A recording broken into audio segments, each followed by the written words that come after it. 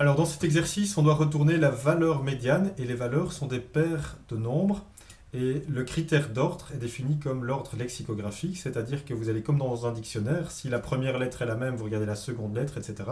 Sauf qu'ici, ce sont des mots à deux lettres et donc vous avez deux valeurs. Si la première valeur est la même, c'est le deuxième élément qui devra définir l'ordre plus petit que, plus grand que.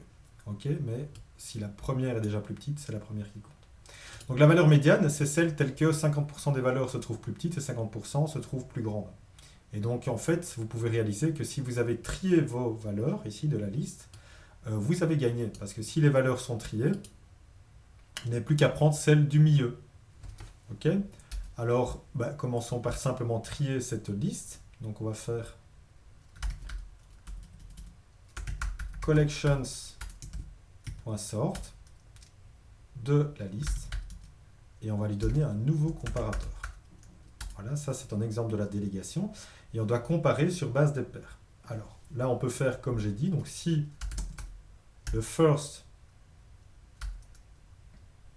donc si dans la paire O1 le first est différent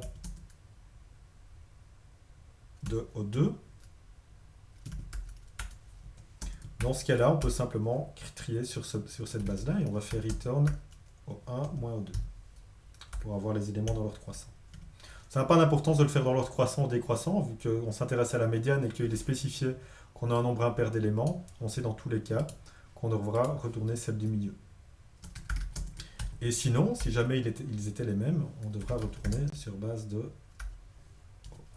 1.second moins 2.second. Et vous avez réalisé qu'ici, je me suis trompé dans le sens où il fallait trier sur base du first. Voilà. Et donc là, je les ai dans leur trier. Une fois que je les ai dans leur trier, je n'ai simplement qu'à faire ici return list.get. À quel indice? À l'indice list.length get size. Non, il n'y a pas size. Oui, size divisé en 2. Je vais chercher celui qui est juste au milieu. Et là, normalement, c'est gagné.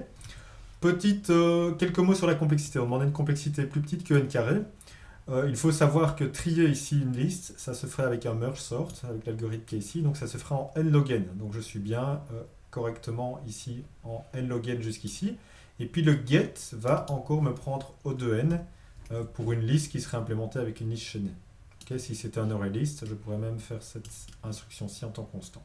Et donc dans le pire cas, je suis bien en n log n ici pour ce petit algorithme. On va quand même le tester, on n'est jamais à l'abri d'un bug évidemment. Tout fonctionne correctement.